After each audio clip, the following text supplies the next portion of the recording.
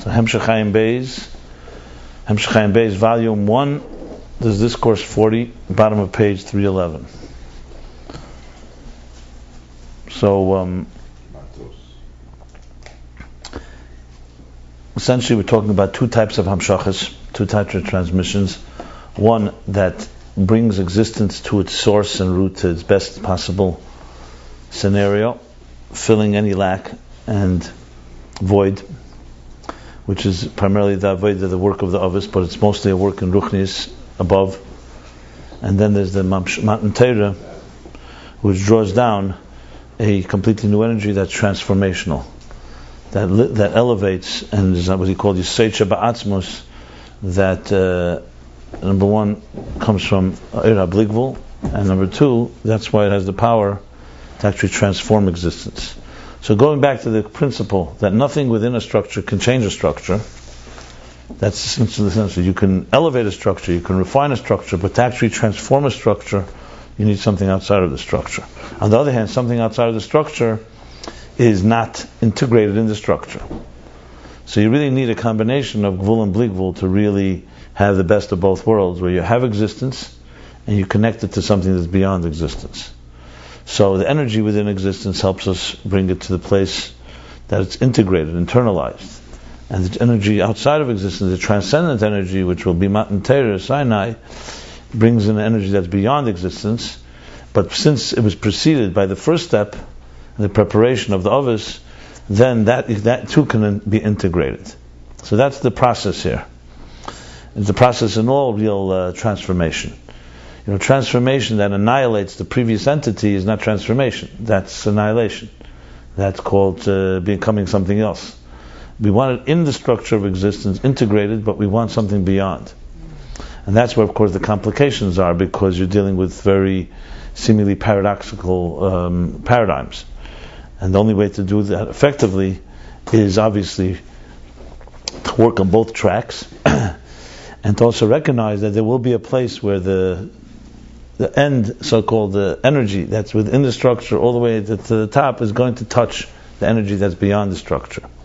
The Avos bring it to the point, literally almost the point of no return, and then comes the next step. Now, obviously, we haven't yet addressed that interface, how Gvul jumps to Bligvul, even though it's been hinted to and alluded to, or essentially because Atzmus obviously is beyond both. So ultimately, in the code of the Eira Gvul and the code of Eira Bligvul both have in them the message that they both come from the same source, though they are two tracks. So there will be a place that they can meet. But again, we want them to meet in ways that we can relate to, not that Atzmus relates to. Atzmus doesn't need any process. But for us to relate to, we need to go through the steps in simply another way.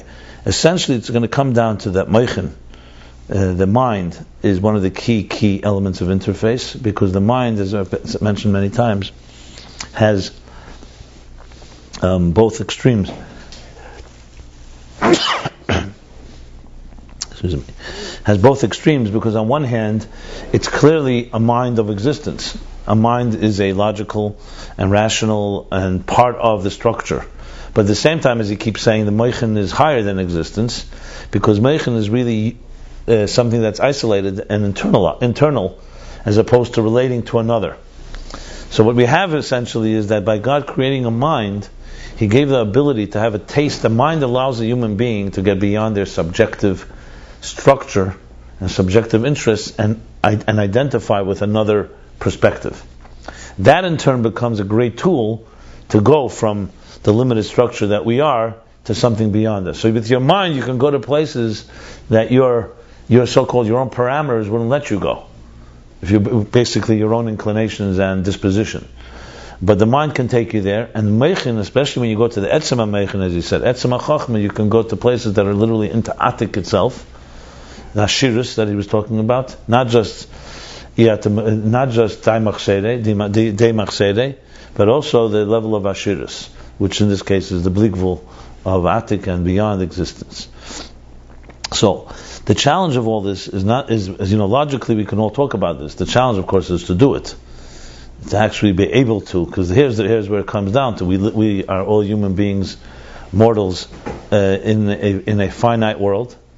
We go to work, we have responsibilities, And it's nice to talk about Bli Gvul, but do we actually have it in our lives? Where do we have it? Besides dreaming about it, or besides enjoying the possibility, do we actually have transcendence in our lives, and how much do we have it?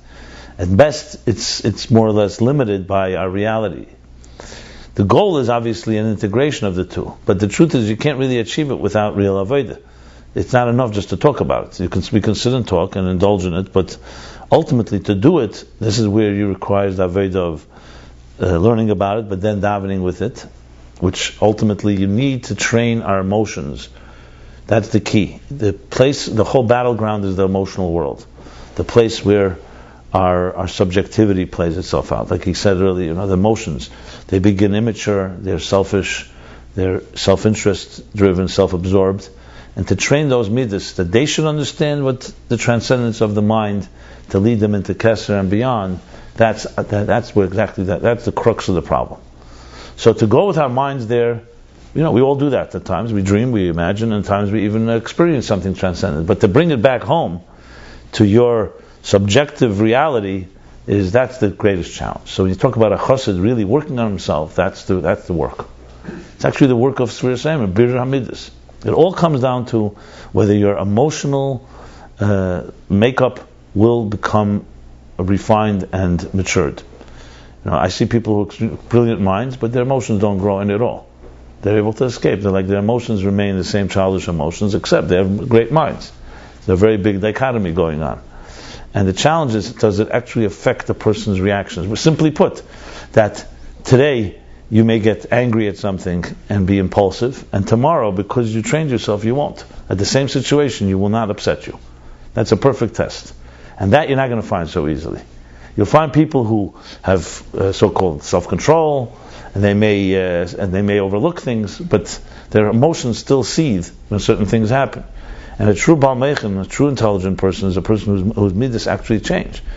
For example, if a little kid came over to you right now and started kicking and scratching you, you're not going to get down, hopefully, on your arms and your knees, arms and knees, and start kicking back, right? Why? Because it's a child. But if an adult insults you, it's more likely that you will react, because it's significant, it matters. A person who matures, what happens is petty things don't bother you, and you realize that certain things are still not in your league. And that's a real Baal Meichen, a person who comes to a point where he has a certain level of patience, a certain level of perseverance, a certain level of tolerance. That certain things just don't bother him because he lives in a different world, and emotionally will not react the same way. Will not react as another person may react, because his emotions have actually grown. That emotional intelligence that I'm talking about now is the real battleground. That's why I'm going back to Meichen Midas. You saw before we learned, it starts with a level of Katnos, and then you get to Gadlus. Talked about Yaakov, Yisrael Zuta, Yisrael Saba, all the way to Abba Ve'ima Ilan. What's the point? The point is that that's where the battle is.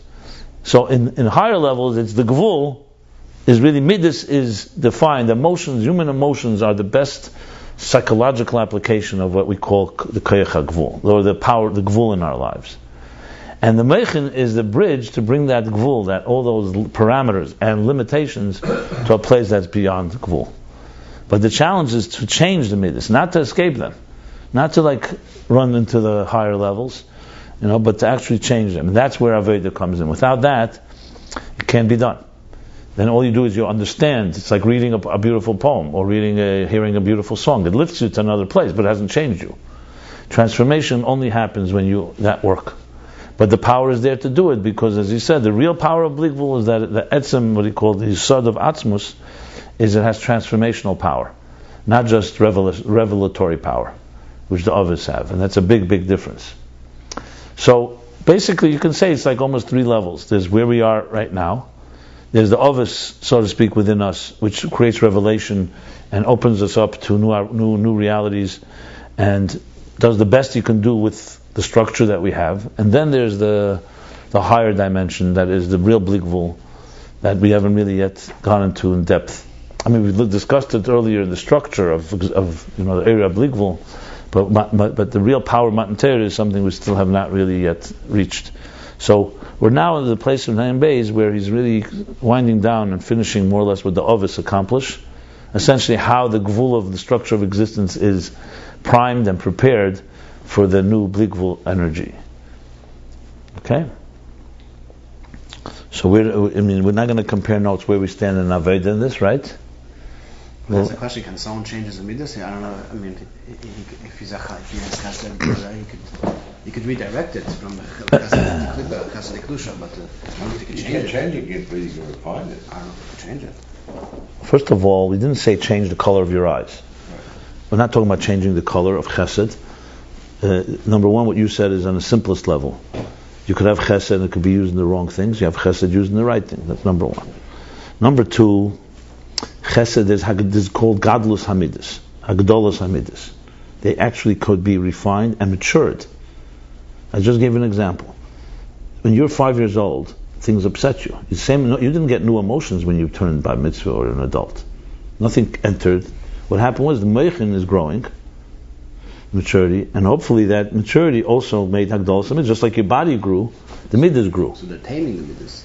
But I said now growth and maturity. So a thing that would have bothered you when you were younger should not have been bothering you when you're older. Same emotion is not being influenced the same way. So it's the emotion is there, but your reactions are different. And then finally, there's also where you focus. What you love. Forget about klippa and opposite. You can love money, and you can love intelligence, and you can love chassidus. They're all chesed. They all come from chesed. Let's say it's all chesed. You're attracted to all these things. They're very different attractions. So besides where the midas are directed, the midas themselves definitely can be matured. Look, when we say a Baal Meichin is able to tolerate another opinion, why is other people can't tolerate another opinion? Because their midas are at full blaze, and their mind is not able to mature their midas. So they get upset, they are offended, whatever, etc., etc. Divrei chacham benachas nishma. So you don't think that a person can refine themselves and be more refined? Absolutely. We're not talking about changing the personality of a person. That's another thing. In Chassidus it says, L'shanis midas tivim, or L'shanis midas tivim, L'shanis teva midesav. It is hard work, but it does say the possibility. That's the highest levels when you actually can change. Like, for example, the story with Rabbi Hanania ben Tzad, who is it? Hanania ben Desa. He brings it, that his teva was pazranus, to give a lot of tzedakah. So the Gemara says, he was told to limit his, because it was his nature. In other words, there's the aveda of actually changing your tendencies. A person may be like chesed without gvura, so they're trained to add some gvura in it, so there should be always, like what he says in Perek Tezvav in Tanya, to go out of your regilis. So that's also absolutely doable. Look, the bottom line is like this. The key thing is like this. If we had no Eir HaBligvul, and we were not created b'Tselem Elokim, you'd be right. A stone can't change its personality, and a leopard can't change its. But human beings are given a neshama. Neshama comes from Atzilus. Atzilus is Iyu v'chayu echad, Iyu v'gamu echad, all the way up to the Sheidish. So built into our midas is the capacity to transform them. That's the key. So it's not you're changing, you're basically revealing the divine element, and divine chesed of Asiyah within our being is rooted in chesed of Atzilus, which is rooted in chesed of Esesfer Sagnuzis, which is rooted in Shir Atzmei B'Kayach of Er HaBligvul. So somewhere embedded in your simple chesed inside of you is literally the Bligvul of Alakus. However, you just don't jump there so quickly. That's when Neshamas Yisrael. What about Neshamas Yisrael? First of all, I think everyone has me'ain, everything has similar. The question is on the measure and degree. Everyone has a similar, but that's asking a completely different question right now. Do you find Jews finding it more? You find Jews to be more refined than non-Jews? No, that's what I'm saying. According to your explanation, because of Aveda is lacking. And that's because of Aveda. It's not what we're talking about potential. Definitely think we're more. Sorry. Fine. It's just as a given by birth. Yeah. Okay. Well, I see that so and so. I don't see it as a blanket statement with physical eyes. I have a question. It might be off topic, and they don't answer me. But it's a separate. I don't want to go into this topic, especially now. No, but there's chesed and chesed and love. It seems to be used interchangeably, and I don't understand that. If I'm off topic, you don't. No. The English translations of words are inadequate. Chesed is kindness, love. These are translations of chesed. Chesed and ava are associated with each other. I don't understand that. I don't know what you chesed is then. Then you have to define chesed. How would you translate chesed? Chesed is giving out to another. Where did you get that interpretation from? Who told you that's what it is? And maybe love is giving out. Maybe that's the definition of love. Giving out to another. What is love? Look, listen. It is off topic, but I'll just say the following. There's many elements to chesed. There's chesed being attracted to something. I love something, so I'm being drawn to it. But there's also an element of love that you want to give something to something you're drawn to. So you're really asking, there's elements of chesed. So if you're talking about the pure definition of chesed, chesed is translated as ava, as love. Chesed can be kindness. Loving kindness is maybe the closest translation. But chesed, of course, chesed has the element of being attracted, and gvura repelled. But gvura also is severity and din. If chesed is ava, gvura is yira. You're talking so many dimensions in each one. I don't know if you could just say it's one thing. It's a full-bodied entity, chesed, and you have to really talk about it from many levels. Love is definitely a component of chesed. Nothing to talk about. So know that view when they had love for Hashem, or did they? He actually didn't use the word love. He used azevus and the imus. It is a formula. He said it was ava b'chol me'edecha is a mitzvah. Whether that was what they had, I'm sure they had that too. Pinchas had more. They had more. It wasn't about more. It wasn't more. It was whether it was what was the kavanah. Yeah, their self-absorption in it, in the Ruchni, it became overwhelmed them. Self-love. In other words, they enjoyed it. Listen, you cannot criticize them. It's a very high level. I understand. There's nothing selfish about them. Sweetness. It was the sweetness. It was like it's like Ecstasy. we learned that. But I want to just go back. I want to just say what I was going to say. It's a big question. It's a big discussion about Bir HaMidas. Later in the Hemshech, all the way to the end, he's going to talk about the different levels, how we grow from Ibur, Yanika, and Meichin.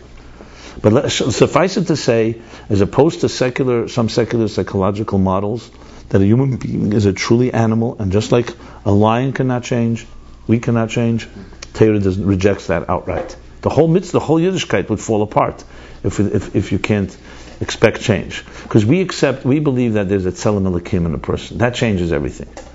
Take away the tzelem elikim. If we don't have atzilus within us, so to speak, or like I'm saying, the eser sfiris, from which is rooted nishtalshel mehem the eser keiches, and goes all the way up, then yes, then we are part of the creation, and we can't change creation. Suppress it, but We can say You're saying this based on what?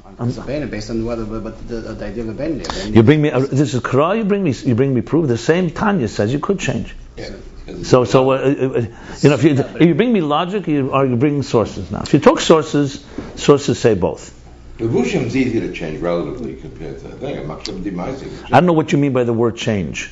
Refine and mature. Is that called change by you? Let me explain. That's what I'm asking you. Is refining and maturing something change? You can make it Adler, in other words, instead of loving this, you're loving. But I would call that change. You don't call that change. Fine. So then there's semantics. Fine. So what do you mean? Change, that if you're a Baal Chesed, that you become a Baal Gvura? I don't think that's even expected. It may be expected in a step in Aveda, so you shouldn't get too comfortable with your nature. But for a Baal Chesed, that person that Neshama comes, let's say, Shammai should become Hillel, it doesn't say he should become Hillel. Shammai was Gvura from time to time. That's what I mean. You can't change it. But that's not what we're talking about. That's not refining and maturing of Midas. Enjoying a good steak now. No, but you do find Shammai going back, and at times thinking like Hillel does. Because you don't want anyone trapped in their midah either. But still, of course there's inclination. Of course God created people who are neita more to chesed, more to gvura, more... Listen, you have... Moshe Rabbeinu was in a neshama of chachma. Avram is chesed, Yitzchak is gvura, Yaakov is teferes. No one ever suggested that Avram should become gvura. But if Avram is only chesed, there's yotzim imenu, so... Right. But that doesn't mean that Avram's chesed didn't refine itself as he grew. That's a whole other... So refinement and maturity is... You're talking about changing colors. I told you. No, you're not talking about changing eye color. I can take a whole lifetime and say it's changing. No one said one has to change that. Even the Shanis Midas Ativim and Teva Midesav doesn't necessarily mean to change the Midah. It means to change its personality, to change its... The point is, let's go back to what I said. The problem with midas is not that they're bad, it's that they're selfish. They're self-absorbed. They think, what is in it for me? I like it, I don't like it. That's what a midah is. We spoke about it. Mazen negei, what the Lashon said. Yeah, the hergeshatzme. It's not a midah. If you talk about an idea and everyone says, what's your opinion on this wall? That's a thought. If you talk, what do you like it or don't like it? That's a midah. So the question is our midas going to be self-absorbed, or can they be trained to go beyond themselves, to love another, not just to think of everybody as a prop in your life? Just using, that's how you have to think. We're not talking here, so we're talking about the shift is in the direction. Is midas only me, and everything is about me? Or is midas also about you? And it's giving, and it's a form of transcendence and so on. I'm saying that's where the battle plays itself out. Like your mind can tell you something is right, but you don't act on it. Your mind can tell you should be now giving, and instead you're taking. When it finally affects your midas and you actually act on what your mind is telling you, that's where a shift happens. And then you can actually shift. So there's natural growth. We all naturally mature. But then there's Avedic maturity. I would say our natural maturity is far more intellectual. And emotionally we don't mature so much as we'd like to believe. And you need more Avedic. Because I know people who are 30, 40 years old and their emotions are just the same like when they were 12. They just know how to control it. So they're not going to have a tantrum in the street. But they have a tantrum inside. That's the difference. I mean, I told you the best example is they can beat up their wives. The best example is how petty things affect you. You know the word petty is. How small things affect you. You'll see people who, they are affected. They're insulted. They're quickly. All that is they're emotional creatures that are affected. Objective. What's petty? So for somebody, petty is one thing. For somebody else, it might not be petty at all. It's very objective. The one who says that, so that itself needs maturity to determine what petty is. If someone thinks that, one person thinks this is petty, another person doesn't, I would suggest probably it is petty, but he doesn't yet know it. So good, of course. I understand for a 2-year-old child, it's not petty to be playing on the floor with toys and having a tantrum or whatever. That's not what we're talking about. Anyway, so let's go to the next Maimer, Maimer 40. So, what's the summary for this Maimer? The summary that the Frierdiker Rebbe has a summary for each, like the beginnings of each Maimer. So the summary for 39 was Hamshachah Shayidei HaTeirah. Interesting, it's actually the end of the Maimer. This one is going to be Hagilui Be'elamis Hu B'midah. That's how Matis. So we're up to the Maimer of Matis, bottom of page 311. So here we go. V'idaba Meishel Roshi Matis L'Bnei Yisrael Leimer. Oh, Lili Nishmas. So the class is Lili Nishmas. Give me the name again. Chaim ben Eliyahu. Chaim ben Eliyahu. So may the Neshama have an Aliyah and a Yerida and all the good Zachen. And the family all will, I'm sure, gain new strengths, especially in the spirit of our learning and his honor. Learning ben Eliyahu. Yeah. So Shabbos Parsha Matis Terag Tov Rish Tov Ayin Reish Gimel, like Nafshi Tareg. V'yidaber Meishel Rosh Matis L'Bnei Yisrael, and Moses spoke to the leaders of the tribes of the Israel, so to speak. Leimer Azei Tzazog. I love that Leimer Azei Tzazog. Right? Remember in Yeshiva Azei Tzazog? Zeh hadavar, this is what he told him to say, Hashem, Zeh hadavar shetziva Hashem. This is the thing that God commanded. He's talking about the Nedarim.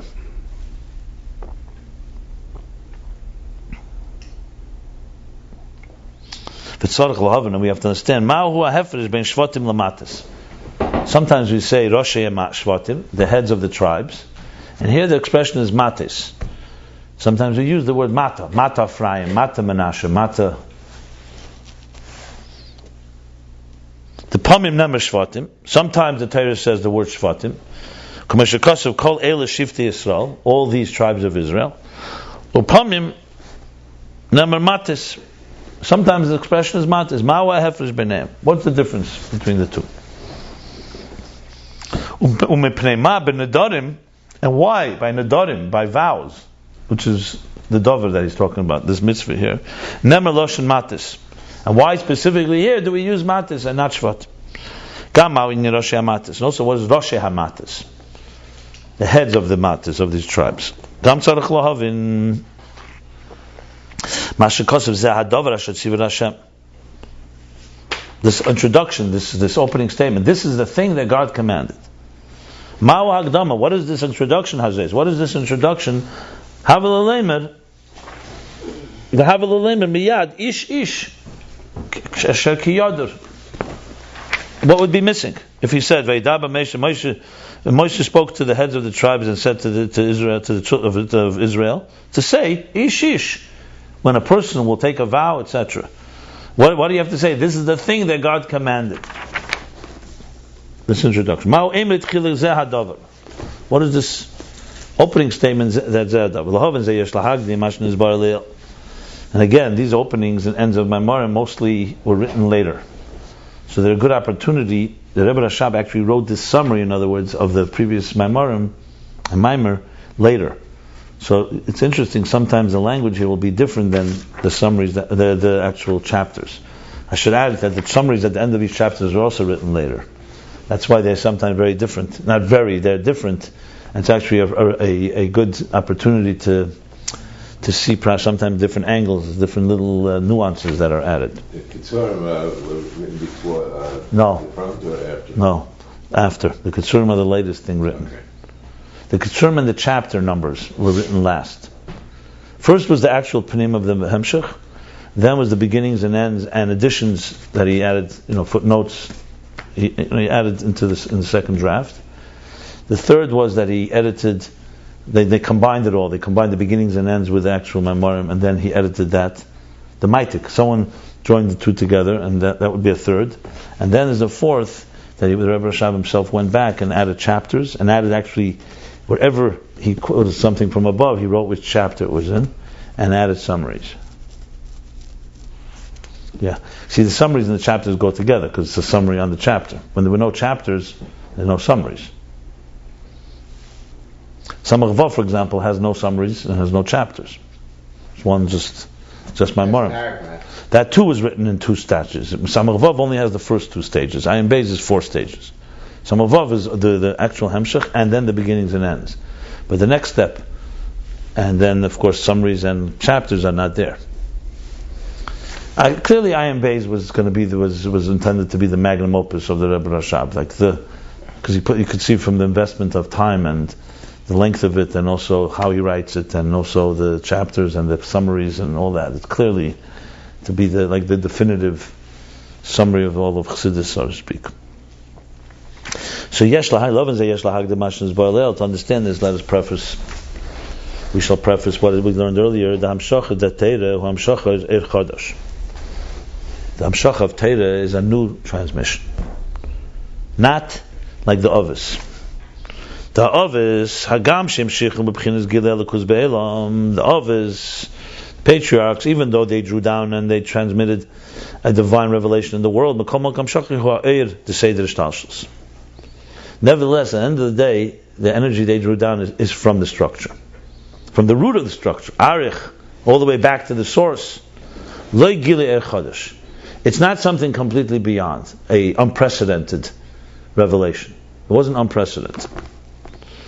And that's what the pasuk says. When it says Erev Shana, there's a Ir Chodesh every year. Erev Shana is a Ir Chodesh. Is that within the structure, Ir Chodesh, or is that from beyond the structure?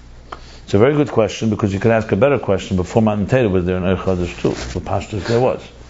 What, on Rosh Hashanah? Yeah, but Pashtus, because it's an annual thing from the time of creation. It's a very good question. Never thought about it from before Matan Torah. Remember, there's Chodesh and Chodesh Mamash, as we always say.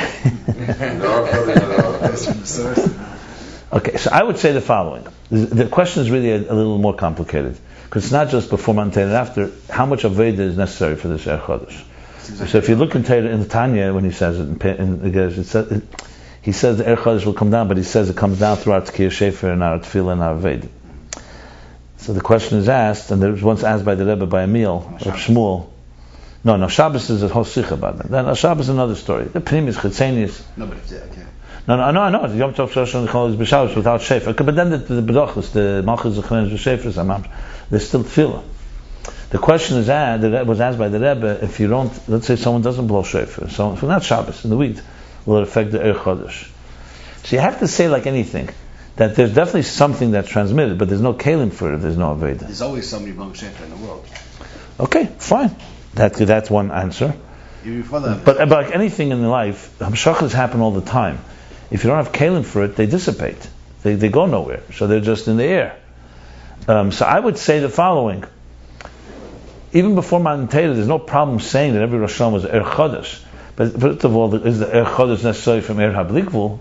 Not necessarily. Maybe it's Er Chodesh from the source, from Arich. Also could have. He's talking Matan Torah. The real answer is like this: Matan Torah is not Rosh Hashanah. Matan Torah is something happened that doesn't happen every year. It's a once in history thing. So that's for sure a unique experience. That's the bottom line answer. One time drawing from there. Yeah, one time from that that changed the world. And by the way, it's not yet. It's still afterwards was Allah Mahar, and the Har Sinai doesn't remain Kaddish. So the work is still there, but it gave the power. The Bitla Hagzeir. That's what happened by Matan Torah. And we say Matan Torah will not happen again, but the power of Mashiach comes because of Matan Torah. Matan Torah gave the power to transform the world. So Matan Torah for sure is a unique, unprecedented. To say there was no Ir Chodesh at all, remember there's Havaya also before by the others, but it's still, so I would say it's Ir Chodesh, but it's not the Ir Chodesh of Matan Torah, 100% not. Mashiach will bring a higher Ir Chodesh, or just make us absorb completely the original one of Har Sinai? The answer is both. First of all, Mashiach will be the actualization of what happened by Matan Torah. Like we say, Matan Torah is Erisin. Mashiach is Nesuyin. So clearly it's culmination. But there's no question, once you reach Eir HaBlikvul, you think it's over? The Eir Chodesh just begins then. Then you're reaching a place that is completely... Blikvul doesn't mean a station. The whole meaning of Blikvul is that Blikvul is Blikvuls. So then starts a whole new story, to the point where you'll have Hashemayim Chadashim, Va'aretz Chadasha, all its existence will become new. There'll be levels that were never revealed before. Matan Torah, nevertheless, is still a one-time event. You're not going to have another Matan Torah even after Mashiach comes. Even there'll be Torah Chadasha, and there'll be... Because you have to say by Matan Torah, it was a Gilia Atzmos, that essentially was like a taste. And Tanya says Me'ein. Me'ein ze hoya, kfar hoya le'lom me'ein ze b'Matan Torah. In chapter 36, that which will be lost when Mashiach comes, there was already a me'ein that was like a taste by Matan Torah. But there's no question there'll be far more unprecedented. That's why Moshe will learn from Mashiach too. So there's one level is that Matan Torah set the stage for a whole new dimension that would be realized in Mashiach, and then there's stages in Mashiach to the point where, we talk about Chad Charuv, a stage where all of existence goes to a whole new dimension. That's for sure a completely different realm. But you can't remember, there's never going to be another Torah. So not a second Torah will be given, God forbid. It's always, that is the Torah of God. Except it will open up doors to new realities. Bottom line is, once you get into the world of Keser and Atik, it's a whole new world. You're into like the world of light.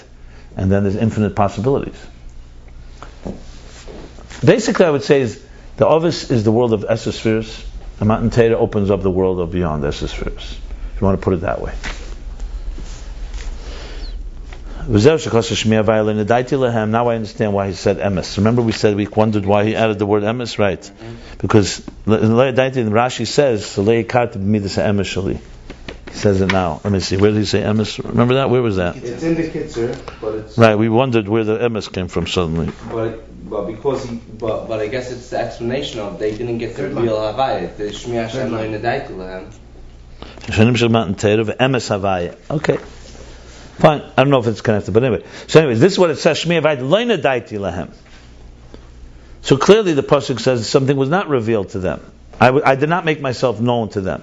Anyway. Lo nekati b'midas hamitas shali. Right. I was not recognized, or was not discerned. I did not allow myself to be recognized in my true midah, my midah amitis, the emes midah. The hainu amitis shem havaya atzmei, leinimshech la'ovis. That means amiti. So this is this Rashi didn't cite before, but it adds geschmack to the whole thing. That the amiti shem havaya, not havaya as it's filtered through Shaddai and Kale. Amiti shem havaya, the true havaya, loy nimshach la'ovis, was not transmitted to the ovis. Liyas hamshachos muraka er de seder shtalshel, being that their transmission is only an energy of the cosmic order.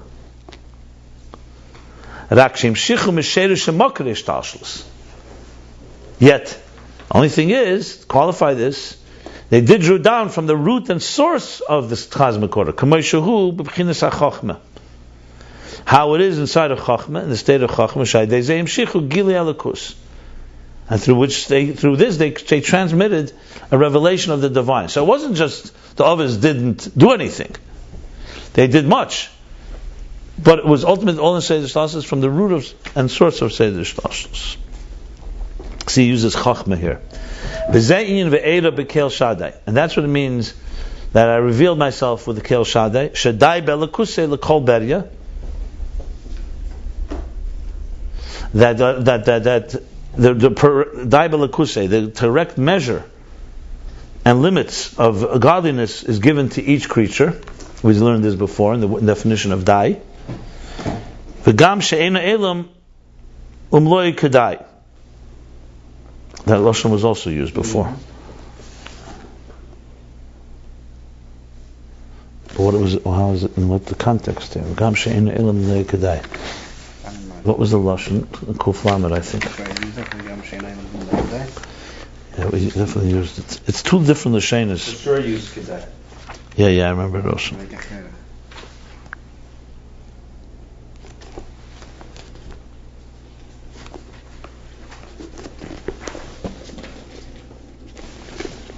I'm not putting on this slide also.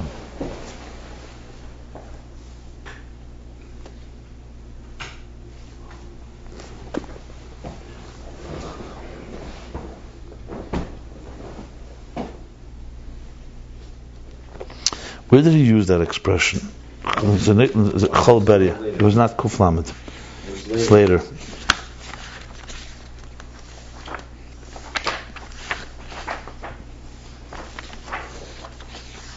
It was after all, like the person that, remember you were like enumerating like 4 person in Shatan? Yeah, that's what I'm looking for, yeah, you're right.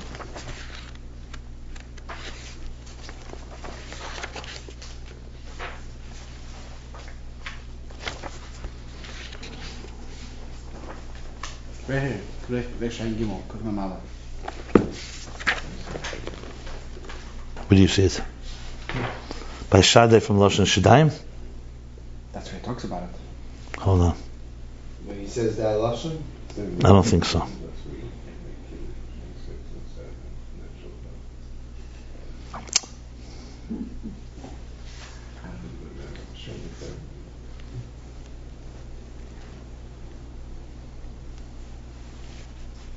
Always Mshich Hashem Ken Shaddai K'Meshu Batzilus B'chinas Bina. There's Shaddai Lashon Bircha Shaddai. That's the second type. There's more types. There's 1 second. After she did. I think it's a lashon. I think it's Kuf Mem Gimel, chapter Kuf Mem Gimel. He starts thinking of it.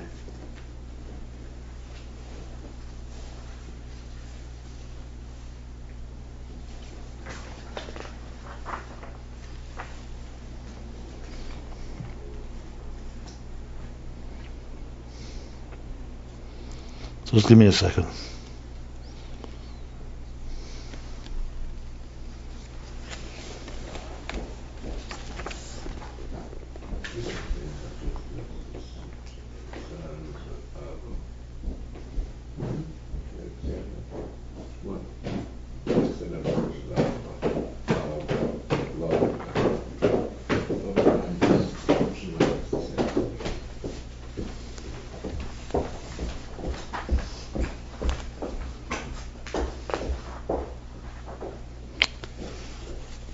Okay, here we go. Look at the end of chapter Kuf Mem Dalet, page Reish Ayin Tes. Lefizi Hashlemish Zeh Madi Isav Medrash Rabbah Oid Pirush B'Shem Shaddai She'ena Elam Muloi Kedai B'Lokusei. That's where it is. It's the second Taitz in Medrash. You see? The end of the chapter. Lefi zeh yesh leimer. That's the kedai. That's it.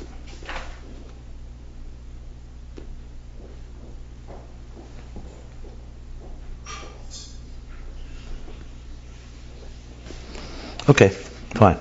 So there's in Kuflam, so all these different interpretations. I should gather them together. Very tough to translate that word kedai over here. And the Ilkel Shadis. Why the Kitzur spells it out? Yeah, because he says the one's not so capable.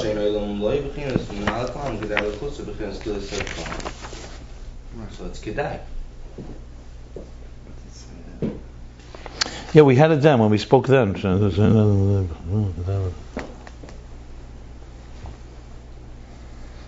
Okay, so going back here, so basically, what the others do?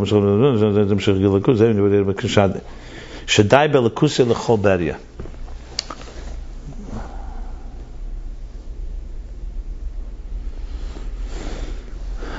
That lashon was also earlier. That I didn't find. That lashon was there. Sure. Yeah.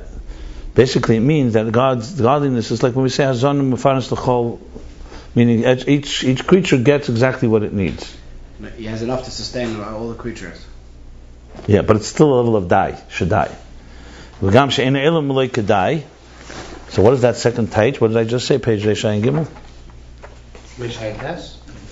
Oh, Reishayin Tes, sorry.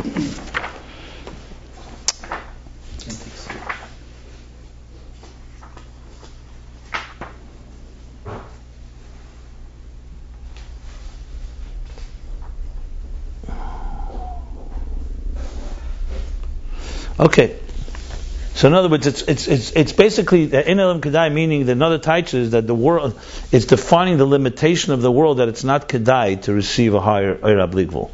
So bottom line, however you twist, kedai is a certain limitation. U'kameshin is bar leil davayikach kerach. Now we learned earlier davayikach kerach. Which maimer is vayikach kerach? Was that Reishayin Tes? That's the maimer, Kufmanala. Yeah, that's it, Kerach, yeah. Right. Okay, that's exactly. So he actually told us where it is. Now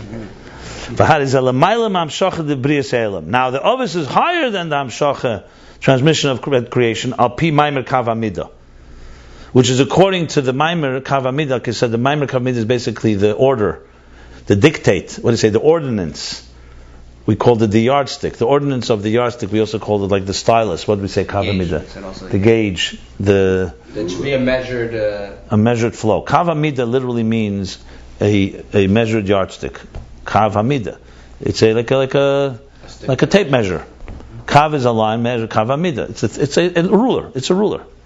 But remember, we spoke. It's not just a ruler that measures the flow. It also transmits the flow and regulates it. I mentioned there are things like that, instruments that both measure, and it's like when you have like by IV or other things where you have an instrument that is measuring and regulating the flow. So it's api Maimer Kav Hamida. Maimer Kav Hamida means, in other words, God's Maimer. The Maimer Kav Hamida is how it was dictated to measure. How is it in Brias Eilam? There's a hierarchy. That the transmission in a lower level is not like it is the personality in a higher level. In other words, there's a fundamental hierarchy and structure to the flow within Brias Eilam. That's not what the Ovis. The Ovis imshichu shelo al pi Maimer Kav Hamida. They drew in the air. That's not according to the regular flow that maintains existence. They drew down Elikus Nail. That was their chiddush. Mekol mokem ein zeh er chadash. Nevertheless, it's not an Ir Chadash. So that's why I said there are three levels. Because remember we said the pipes, they keep the flow going, but they can become corroded and rusted, and they did become. Then there's a new, I would say, a refreshed from the source of a gili that comes, that's not according to the regular flow, but it's like I said, you have to flush through the pipes. But you're still dealing with an energy that's coming from Ishtalshlus. That's the level 3. Through Teira Nimshach Gili Er Chodesh Mamash. So Teira is Mamash, a new, unprecedented revelation. Begins Gili Er Atzmi, a Gili Er Atzmi, a core energy, not just a ha'ara, a reflection. I thought it said the Abbas was higher than that creation. It's not going to just be fixing the pipes. Didn't you just say that? I said this, I explained this maybe so many times. No, but then how do you say it's just fixing the pipes? Because the creation doesn't fix pipes. It destroyed the pipes. During the creation, the pipes weren't clean. No, what do you mean? So we have Chet Eitz Hadas, and you have all the destruction that the world brought upon itself. So Avos repaired that. That I know, but at creation... So they brought it back to the plaintiff at creation. Oh, they brought it back to at creation, not better than at creation. Yeah, and also better a bit. That's what I understand. This is a whole... I spoke about this for an hour and a half, just this point. That they brought it back to creation and higher than creation. He said this earlier as well. It's cleaning the pipes then. It's not more than cleaning. It's cleaning the pipes. So we give it at creation. Because, and they brought more, but they didn't bring an ercha. They didn't transform the pipes. Okay. Well, no, you could bring more. You could bring more than from creation and still not transform. It said they eliminate. Remember, they had to be more than creation because once you were fixing something, you're already doing more than how it was originally. Originally allowed for the fall. The Avos repaired in a way that it shouldn't allow for another Chet Eitz Hadas. But it doesn't mean that everything is perfect. He said this before. That they also eliminated some of the potential. At creation there was a potential for the pipes to get corroded. They eliminated some of that potential, but not... Excuse me. Okay. Now we however... Oh, it's a long chapter. However, we have to understand, seemingly we have to understand the question now.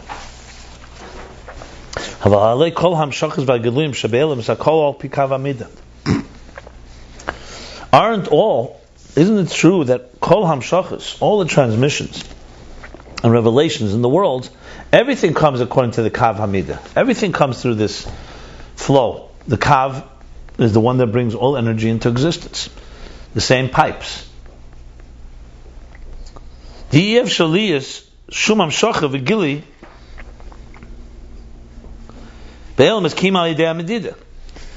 can enter into existence if it's not through some type of parameter and flow. So we're not talking about a flow outside of the pipes. We're talking about one that's going through these pipes. The Gam Eris Makifim, also Eris Makifim, transcendent energies, which are not Er Pnimi. They're not manifest and internalized in the faculties. They're also they're in a state of let's call it definition or parameters.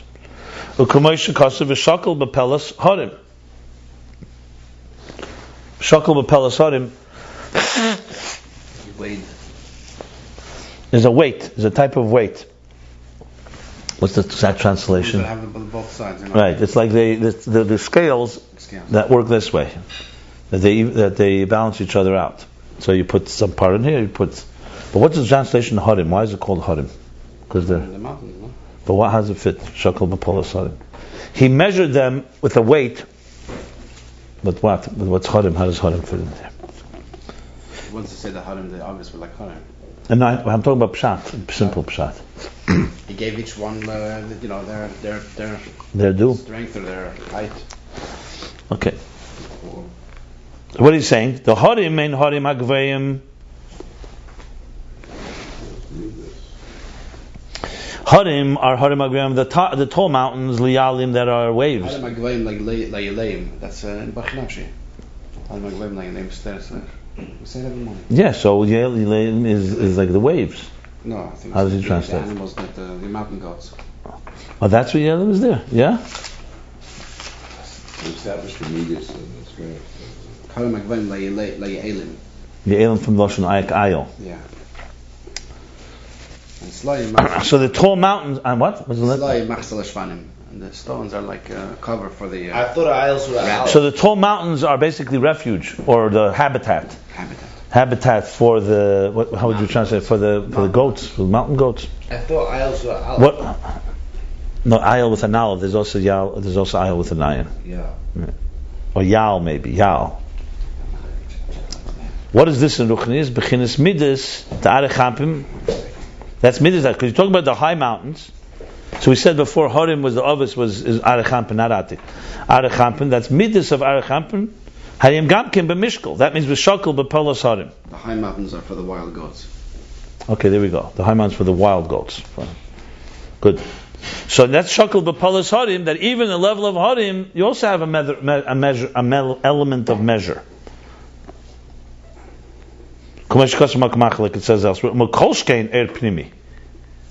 And definitely the imminent and integrated energy, that they have weight and measure. So this is all a question. You're talking about a chadash. You're talking about everything has to go through the kav hamida. He's going to conclude the question. It's interesting. It's a kav hamida, and he said it regulates at the same time as that it's used and measures. It's like quantum. You change it. It measures it. When you look at something and you measure it, you're actually changing it. It's a very interesting thing. I wouldn't bring that in here at all. Here's the opposite point. Here it's measure as in measure, not as unlimited. It's a measure. What is the measurement? And what is the measure? It's the way that energy is transmitted and the way it's received, and the way it's received in the elamis. So in other words, what is the kav hamida doing? It's regulating the flow of the energy and also regulating how the recipient receives it.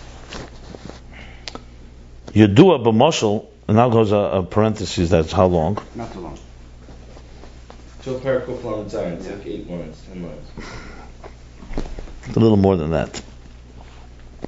Okay, Yedua, now it's a parenthesis.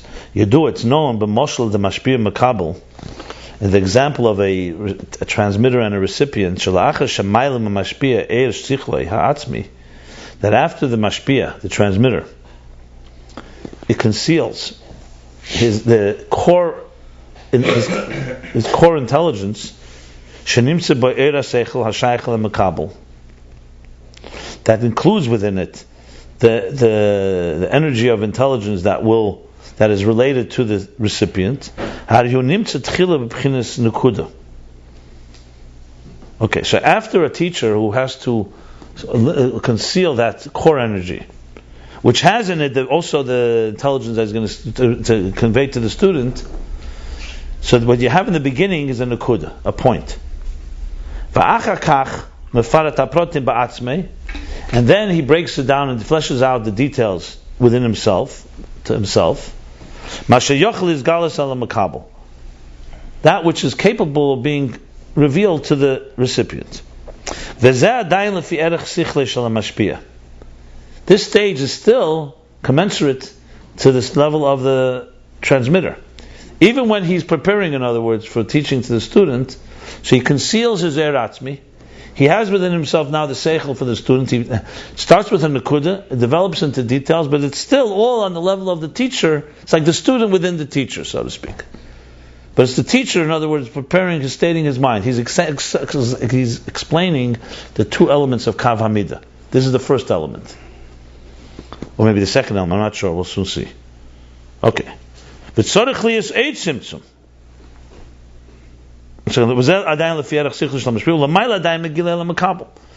is still all within the mashpia, and it's still the seichel of the mashpia, and higher than revelation to the recipient. Then that's tzimtzum 1. Next tzimtzum, is 8 tzimtzum. Then you need to have another tzimtzum. That this eira seichel now is not just measured in the flow, the first point, but it should now be commensurate to the containers of the student. I'll explain this in a moment. Let's just read it first. It's very powerful because it's really a method here of how one teaches. So like really preparing a good way of transmitting an idea consists of 2 stages here.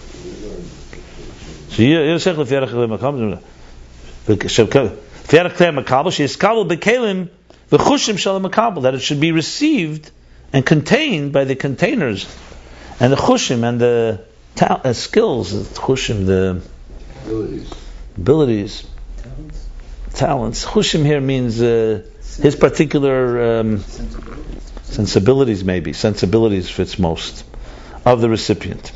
Like he writes in the Geras HaKodesh in Tanya 15, in the idea of the kidneys. Klei Yaitz literally means the kidneys, the advisors, because the expression is Klei is a sign, is one of the symbols of, the lev is the place of the heart of emotions. The kidney is the resting place, the dwelling place for netzach and heid, advice. So it was always an expression. I mean, it's not, you say that people have healthy kidneys. Kidneys are associated, I guess, also in the East, in Eastern medicine, with the idea of giving counsel, basically. It's called the kidneys of counsel. It separates the good and the bad. So it could be. Exactly. Yeah, that's right. It's a type of like a regular. It's a sieve, like a filter. Yeah. It decides what's good for the body, what's not, and exposes the. Right. So it's considered connected to Yaitz. In Sfiris, in other words, the lev would be Chesed, Gvura, Tiferes, or Chesed, and the Yaitz, the Kleis with Yaitz would be the two kidneys would be Netzach and Heid, the right and left, Netzach and Heid. Yeah. Then Yesod is the sexual organs is Yesod and Malchus. So the kidneys is Netzach and Heid. So in Tanya he says, it explains Kleis Yaitz, he's talking about basically how a teacher prepares himself to transmit. So what is the Netzach and Heid in Hashpah? What is it? So he explains like this. Is he going to say what he explains? If not, I'll tell. He says like this. Shelo yumshach kameshu seichel tak ma'id. So what does the Kleis Yaitz do in the transmission flow from teacher to student? That it shouldn't transmit the way it is in its very subtle state, b'moiche v'sichle. Oh, this is actually the language in Tanya. Okay. So the teacher has the idea in a very subtle way in his own mind. So it shouldn't transmit. That's what the Kleis Yaitz do. They advise, they filter, they channel. That the flow should not be with that ultimate type of ultimate sense subtlety in his mind and in his seichel and his intelligence, like yishtanek tzas, that the flow should change somewhat, medakus sichle, from the subtlety in his mind, v'yasav seichel she'ein nedak kol kach, and should create an intelligence that is not so subtle, kedei sheyuchel haben lekabel. Talk there about Av and Ben, actually, father and son. So know that the child, So know that the child should be able to receive. That's what he says. Okay. So we see here two tzimtzumim. One, that the teacher himself, after he conceals, it's a point, and then he breaks in details what he's going to transmit. And then there's concern about the kalim of the student. See, in the first tzimtzum, there's no concern about the kalim. The first is to just get an idea into words that a student can hear. So it should be away from, it should be a step somewhat removed from the core intensity of the teacher's mind. But then there's looking at a student and saying, here, this student is different than this student. And now you need another tzimtzum, which is applying yourself to the particular kalim, where now it's not just that you brought it down from your seichel, and brought it to a level that it could be now presented. Now you have to actually feed the students. So you could say the first step is like taking the wheat and turning it into bread. Okay, now we can eat it. But you don't give a full loaf of bread to everyone. One child you only give a little spoon. Another one you give something bigger. So that's the second symptom where you're measuring it. So the Kav Amidah is doing both measurements. The first measure, the first Medidah, like you said before the parentheses, is that the Eir Hamshachah should be, how the Eifen Hamshachah Eir, and the second is Eifen She is Kabel Be'elamis. Two separate things. These are the two things. This is what the point and the details that still to himself are the first measure in how the transmission and the revelation should take place. What he says in the Geras HaKodesh. And afterwards, that it creates a seichel that is now commensurate to the particular recipient. That's the measurement, the second measure, that is how it should be received by the recipient. So like I just said, you could have the teacher has already prepared the idea is ready now for consumption. But then different people consume at different levels. They have different chushim, they have different kelim. And that's the second measure. Why am I saying it? Because you can find a teacher who does the first step good and not the second. There are people who do the second good, not the first. And it's going to compromise the true flow. So the key is to take an idea, turn it into something that's now presentable, but then comes step 2, present it to the particular audiences in different ways. I can tell you from my own experience. I have sometimes ideas, and you speak to different audiences, and if you don't adjust to your audience, the fact that you have the idea clear can ultimately be worthless almost, because you're speaking to the wrong audience. You're saying the things to the wrong audience. This audience needs different type of issues. Same idea, and it's not the first symptom. The first symptom was done. The idea has been so-called. You can take, let's say, an article. We're going to study a piece of something written. The written piece is digestible, but it's not digestible the same way for different people. Different people may need different ways of you presenting it.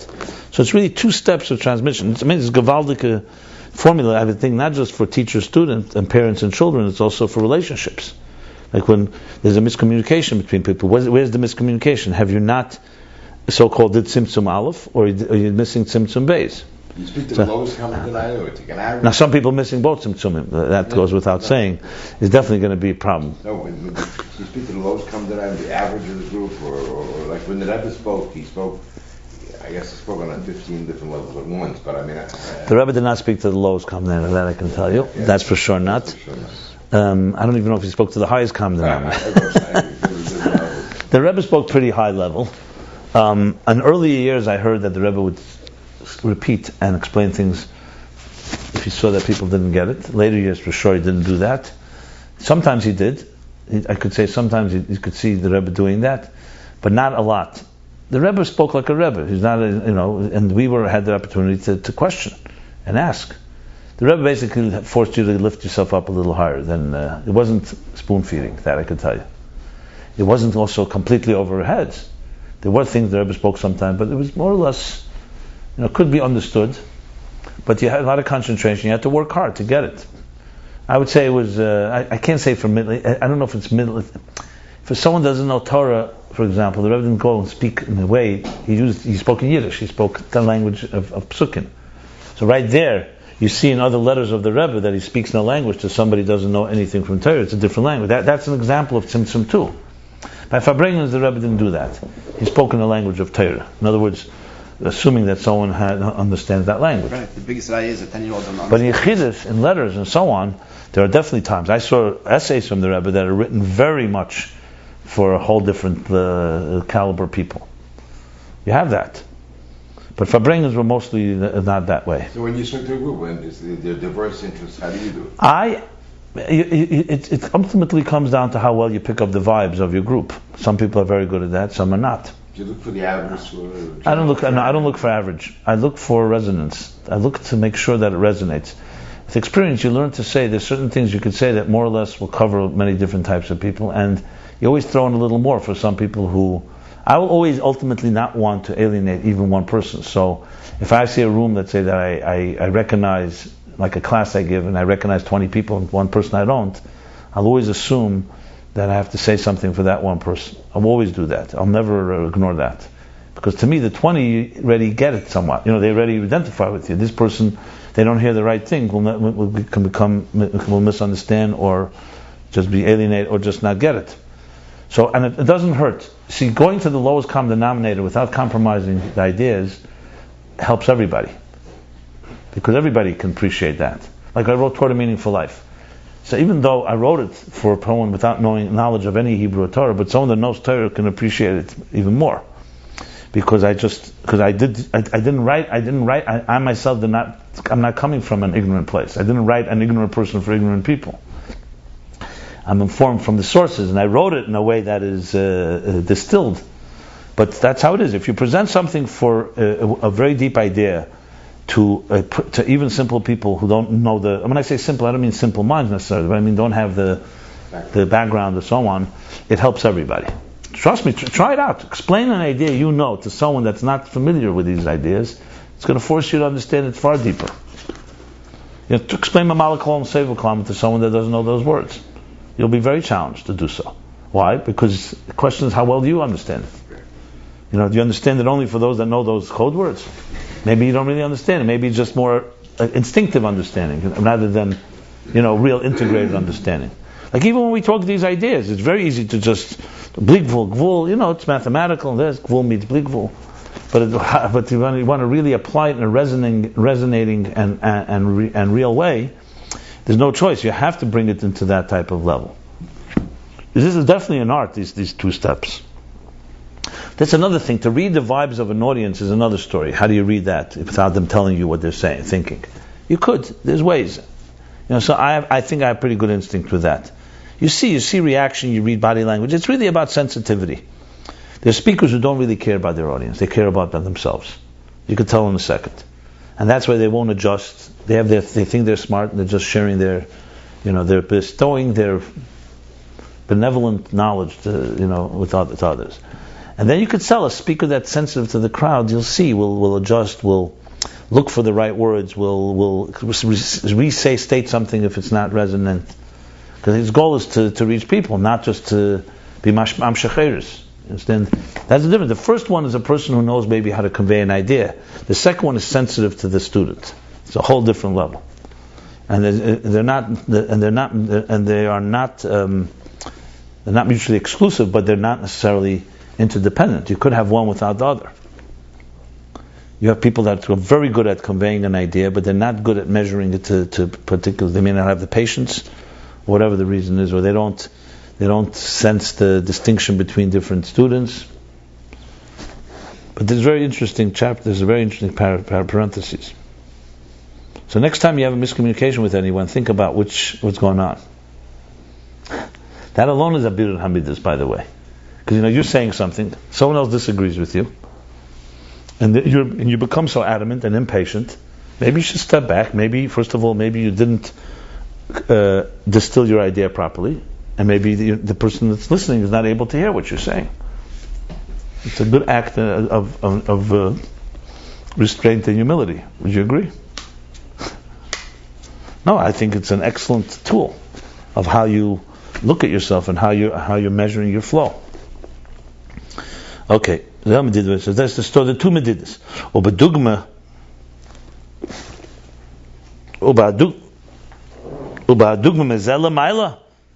This is the example below, and the example of this above is Yuvan dam shochas ovis ugamkem b'chitzenis b'chinas chitzenis se'er.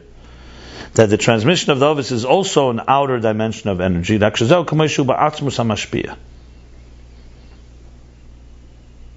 Interesting. But that's the way it is in the mashpia himself. V'hainu b'chinas eres atzmim the eses sviras datzils b'chinas chitzeni yuson. Means that eres atzmi, the core energies of the eses sviras datzils, the way they are on their external level.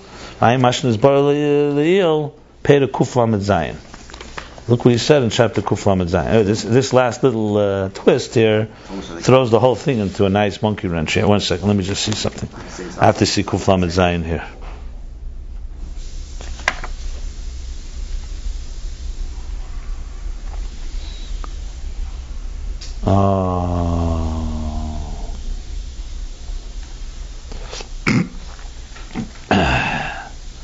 Okay, that chapter, I remember that chapter. That was not an easy chapter.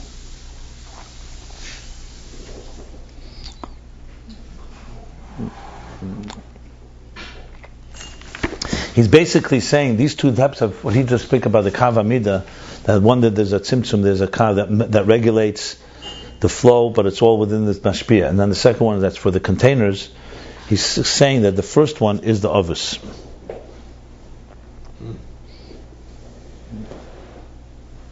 The ovis, what they did was, they took an air, the way it was formulated, the way it was an etzem mashpia, and they distilled it.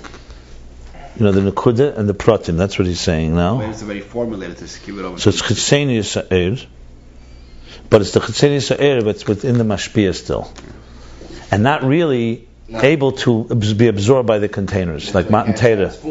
Right. So they did number one more than number two. That's what it looks like he's saying. So yeah, it's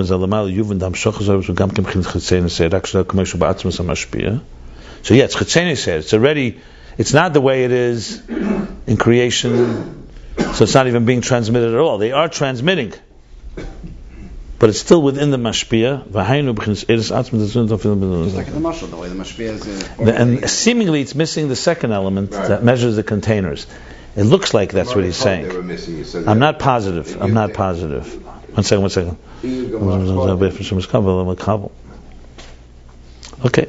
This little few lines need a little iyun, but I think that's what he's saying. They were more iyu chayu.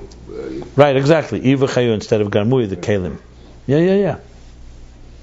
But iyu v'chayu is chitzeni ser. It's not pnimi ser. It's a chitzeni ser because they are bringing it down into midas, into kelim. Yeah. But okay, so back now to outside of the parentheses. So what do we have? You made the monument still. So you have. So it's he's asking a question. Everything comes through the kav hamida, even eris makifim, definitely pnimi. What's the kav hamida do? Two things. It regulates the flow, the way that the flow should, the way the transmission should take place, and the way it should be received in the world. The of is primarily the first. Now he goes even further. Also, the giluyim of Torah mitzvahs also come with measure, in a state of measure. B'chinas medida. The mitzvahs. These are the details that are there in the mitzvahs. So come like tefillin v'tzitzis of Shabbos, like tefillin and tzitzis Shabbos. Tachilukim heim beifani hamshachas. Mitzvahs are not bli gvul. Mitzvahs are very distinct. It says clearly, obviously, Meshichot Sa'ir, Shezon Tfil Sa'ar Chayui. Yeah. What's the difference between one mitzvah and another? Why is this one Shabbos, this one's tzitzis, and this one is what do you say? Tefillin, tzitzis, and Shabbos. It's beifani hamshacha. It's the way they transmit. So there's a distinction between one and the others. Even though all the mitzvahs in the parentheses he adds are hamshachas atzmus, are transmissions from of atzmus, makom mokim heim b'mitzvahs chalukis dainu chiluk beifani hamshacha. Nevertheless, that transmission all come from a core place, the core of atzmus, but they're separate mitzvahs, different mitzvahs, distinct mitzvahs, and that's the difference between the way they transmit. They don't transmit the same. They don't draw down and transmit the same energy. This is the distinction in general mitzvahs. And then there's a distinction in each mitzvah itself. In how you do a mitzvah, the way you do it, there's also medida. There's also measure. And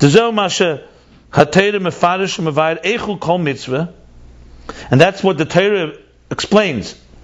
Mefarish interprets and explains how each mitzvah should be performed. And only then does the mitzvah draw down the energy that mitzvah is supposed to draw down.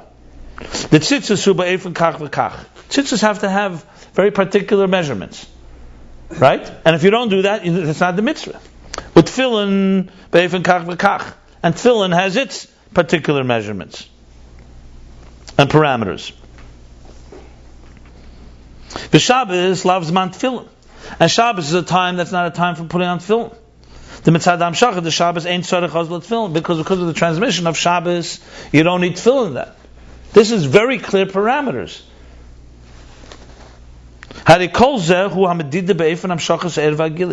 All this is a measurement and a regulation in the measure of the flow of the transmission of the energy and the revelation. So you just keep on building a case that everything is medida, everything, even hamshachas atzmim, all through particular infrastructure. And also yesh, and similarly yesh medida be'efen gili eira teira be'elamis. This was mitzvahs. Now he's going to Torah itself. Also, the way Torah, the light of Torah is revealed in the world, there's a measure.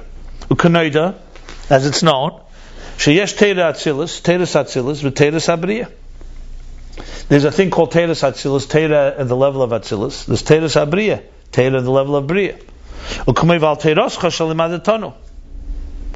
When we say val Teiroscha, on the Teira that you taught us, the Pirush Kisra Arizal, that because it explains in the writings of the Arizal, al Teiroscha, on what's al Teiroscha?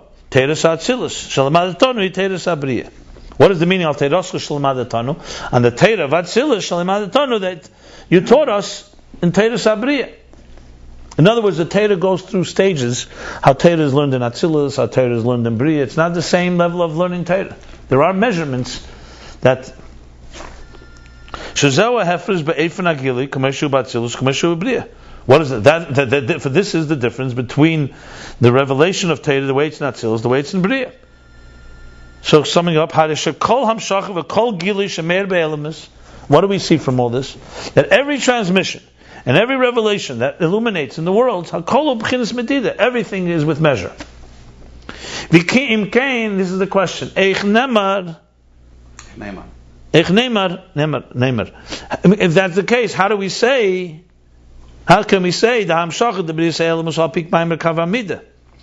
that the transmission that was at creation, that's according to the Maimer Kavamida, that's according to the regulated flow of this what do we call it, this yardstick. And the transmission of the Ovis is not according to the Kavamida. That's what he said. It's not based on this measuring. And for sure the Teira, Matan Teira, is for sure not according to the pipes, the flow. So we said before that the creation, as he said, is Kavamid. That's the regular flow. The others are not according to the regular flow. They bring an additional, what do we call it, a burst of new energy coming from the source. Not an orthodox. Now, I'm not saying not new. A burst from the source, but it's not according to the regulated flow. But it's still within those pipes. And Matan Teira is a completely unprecedented energy. How could you say it's not a Kavamid? Everything comes through the Kavamid. If it has to enter this existence, it has to come through these pipes. So bottom line is, how does something that is not fitting in the pipes come through the pipes? You can rephrase the question that way. That's the call question of Ayin Beis in general.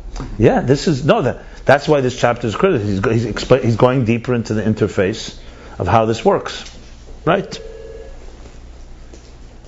How does anything beyond structure enter structure? That's basically the question, right? Well, yeah, you could say that, but he said it very specifically in those words. Times 10:32. Okay, so let's start the answer. We'll see how far it goes. Answer is clear. Question is clear. This is the Manish time.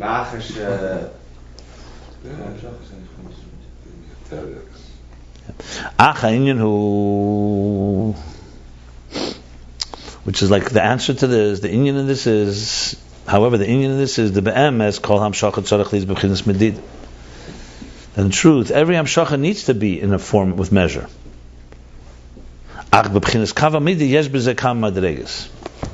So now he's going to analyze, now we're going to dissect a new part of the interface, the stylus itself, the instrument.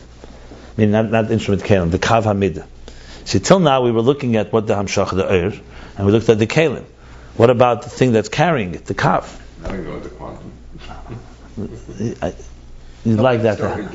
But kav is clearly the first part of Gvul, no? Not first part of Quantum is the lazy man's approach to all Ayin Beis. You just say it's all quantum. And that's it, everything works. Lazy man. No, because it's basically saying everything is a paradox. And that's it. I'm not doing that in that aspect of quantum at all. Not at all. No, you're saying it could be Gvul and Bli Gvul at once, right? Yeah, that's just. Anyway. Yeah, but that's what tomorrow's going to be like that. We do it at once. I mean, you can learn it. Listen, I know your mind understands quantum. Does your emotions also relate to quantum? My mind does not understand quantum. Trust me. Okay. So the Hamshachas Medida, Arbchinas Kav Hamidi Yesh B'Zekam Madreges. In the level, in the dimension of the Kav Hamida, there's several levels. By the way, I think when I began teaching Yossi's house, it was from this chapter. Yeah. I'm almost sure. Huh? By Inyan who the Niksiv, the Inyan this is, it says, Rihine ish mareu mara hanacheshes upsil pishtem biyodei v'knei hamida. Where is this pasuk? Is this in the Yecheskel? Must be. Yeah, anything with matters and this. Visions. Okay. So in Ishmareu, the man's visage, as they say, right? Visage is how you pronounce it? Well, Mareu, his look. Ishmareu, his appearance. Is Mara Nacheshes. Is like the color of copper. Upsil, Pishton, which means a psil, a wick of linen, or what do you say, flax? Yeah. Flax. Linen is flax. Flax is what linen is made of. Flax is stage one before linen. Yeah. Linen is sometimes we say is what do we say? But how's linen in Hebrew? No, that's silk. Linen has another name in Hebrew, or pishton is both. Pishton is both flax and linen. Yiddish flax is always flax, but yeah, but flax is the way it grows, and then you make it. Right, exactly. But there's a word for bad. Isn't bad linen? Yeah, levushe bad is yeah. I think bad is linen and pishton is flax. I think. Actually, bad means midah yvad from a midah, lashon midah. Oh, that's the. Linen is bad. If you have one. When you say levushe bad. Yeah. Okay. Don't let it bother you. Don't let it bother me. Unless you're kind of gadol. Okay, psil pishton biyadei. So we're talking about an image that he saw. A person who's a look of copper color, and he has a wick of flax in his hand. Think the image. Let me see here. Copper, wick of flax, a wick of flax. The Knei Hamida. Knei Hamida, not Kav Hamida, Knei Hamida. Now, what does Knei Hamida mean? An instrument of like he has a yardstick, a ruler. It's like a walking stick, no? A rod. It's like a stick. Is it a rod? A rod. But what's the Mida part? Knei, I know. Measuring rod, though. A measuring rod, like what? Like. Well, it's an interesting image. It looks a little like a guy doing bdikas chametz. Right? You have the psil, and you have the spoon. I don't know. Knei Hamida, and I'm sure there's a taich in Knei Hamida in the pasuk. You think it's just a rod? I think it's more than just a rod. Where is the Knei Hamida b'chlal? Psil pishton Is in his hand. That's something Knei Hamida. I'm not sure. Maybe you can look it up. We'll look it up later. Fine. V'yisa b'zeir pasha pekudei, and it says in Zeir pasha pekudei, zamnin kav hamida v'zimnin knei hamida. The inum psil v'knei. I think both things are in his hand. Pishta b'yodeh v'knei hamida is like going also on b'yodeh.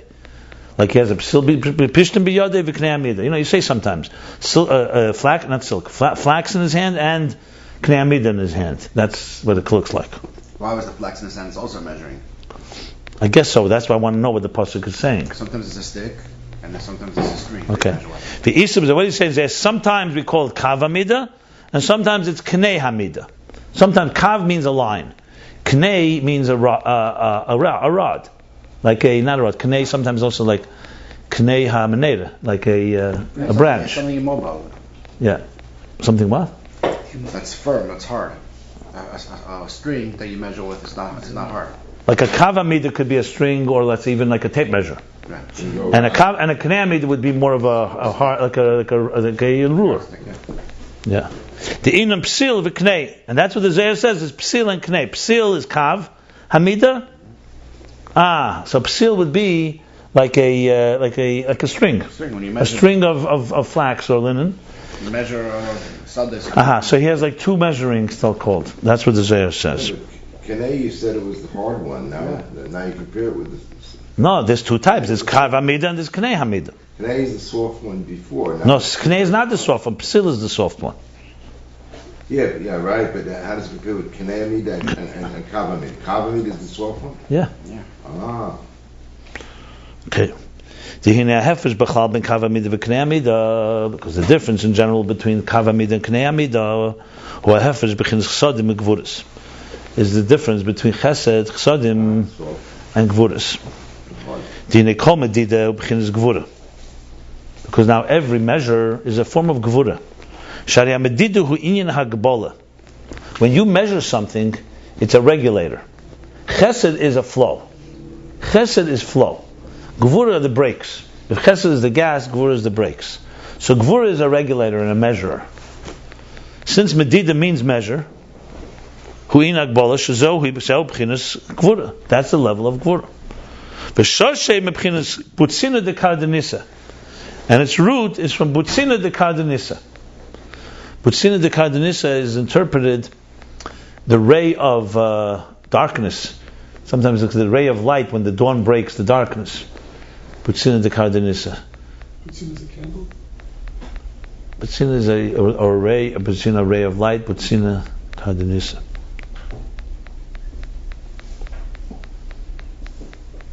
I don't know if it's butzina de kardanisa.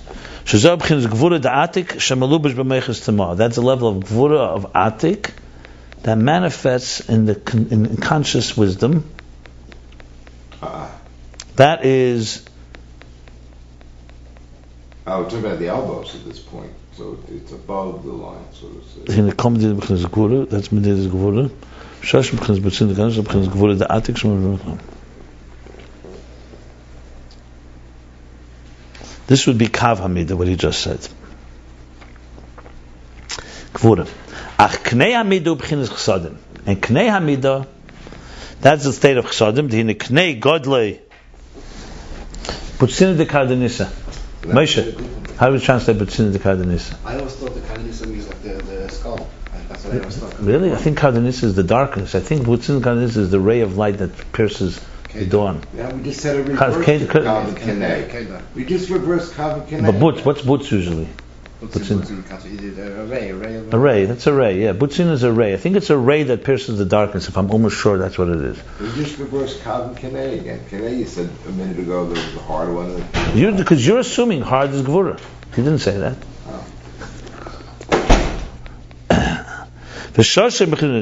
And Knei Amid is Chsadim, the Knei Goydlei, Gedulei, Hu Alamayim. Oh, Knei is a reed.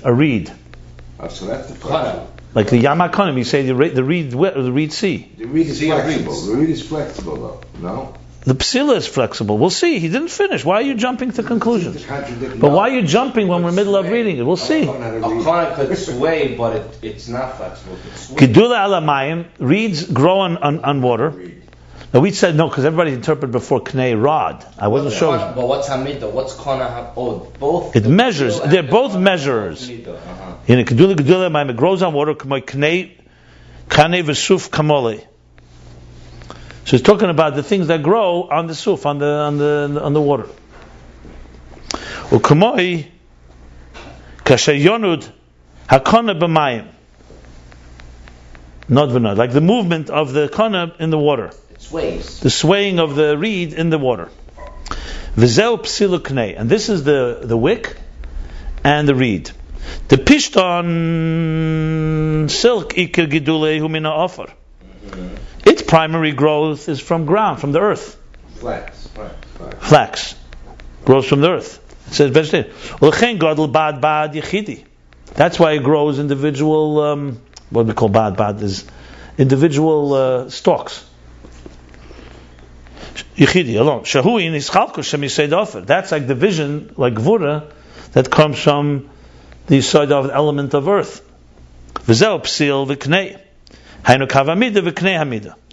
So psil, pishton, that is gvura. It's gvura because it grows from the earth, and that's why it's distinct. It's very distinct. This is like peanut too. The knei and the knei. 1 second. Zeu psil knei v'hainu kavamida v'knei hamida. That's kavamida and knei hamida. The kavamida b'chinas gvura. The knei hamida chesed. Kavamida is the level of gvura, which is pishton, the flax. It's offer, and the knei hamida, which grows in water, which is chesed, is the knei hamida. Va'inyan hu, the inyan in this. I'm going to review it again. I just want to read it to be able to see the whole picture here. The inyan in this is the niknei kavamida hu shenesin mida v'ktzava v'kitzva el atzilis. Kavamida is what gives measure and parameters. Kitzva is the edges, like limits for tatzilis. El atzilis hasfiris b'pchinas ispashtus v'izgalus shalahem.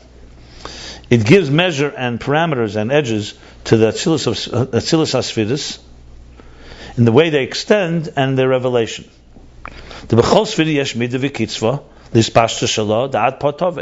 Every Sfira has a measure and parameter and edges of its extension that until here you come and you don't go further.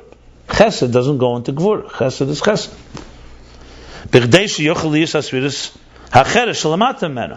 You need to do that, but in order to allow room for the Sfira, the other Sfira that is below it. The Kol Zman Shasfira Al Yene Bizgal is because as long as the higher Sfira is revealed, you cannot have the emanation of the lower Sfira.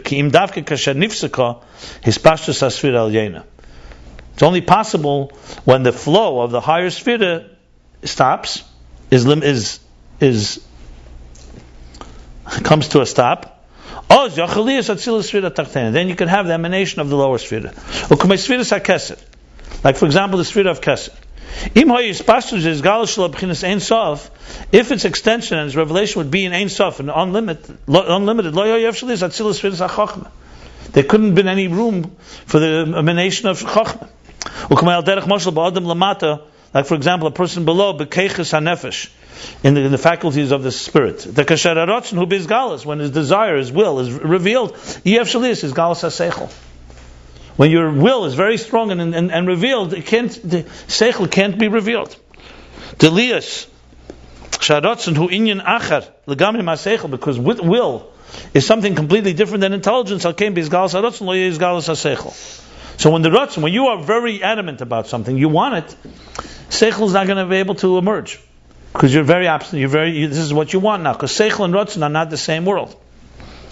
Like we see actually practically. That someone who is by nature, a person who is very strong-willed. A person who is very strong-willed will not act with Seichel, will not behave intelligently.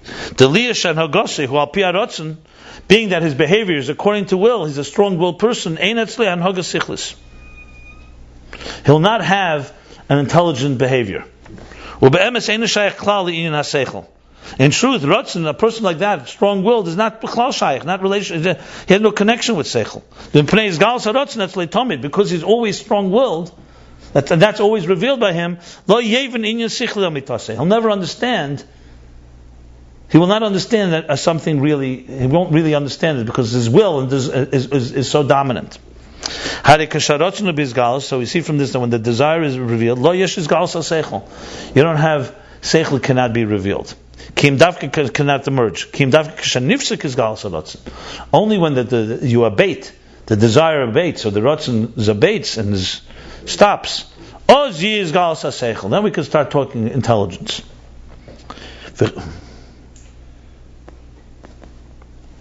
I think we should stop here. Because he's going to go now on the Aveda. The whole next piece is all Aveda about how Ratzon. Basically, let's say where we're at. He asked the question: how could everything comes through Kav HaMidah? So how could we say the Ovis and for sure Matan Torah be beyond Kav HaMidah, beyond the measuring? So he answered that everything comes through measure, but there's levels in Kav HaMidah, and has began to explain there's two levels called Kav HaMidah, Knei HaMidah. One is from Chsadim, one is from Gvuras. So Kav HaMidah is like Pishtan from water, so that's from Gvura, from Ofar, and Knei HaMidah is like the reed, which comes from the water. That's Chesed. That's what he said. And so both are part of the measurement. But the real measurement comes from Gvura, primarily from the Knei HaMidah. He didn't yet explain the other one really in detail. He said that root of that is Gvura of Atik. No, I'm sorry. The real measurement comes. What did I say? From Pishtan, not from Kav HaMidah. The real measurement comes from Kav HaMidah. Knei HaMidah introduces Chesed, but he didn't explain what that means yet, because he's then going to a whole discussion to explain it. He started explaining that Kav HaMidah gives a measure to everything. Every sphere needs a measure, and if you don't have measure, once another sphere can't emerge. So in the middle of now, a long discussion, the example being that when someone's strong-willed, Seichel can't emerge. And he's going to go now explain how it's Naveda. I think it's most of the rest of the chapter, actually. With didn't have the suggestions, I don't think.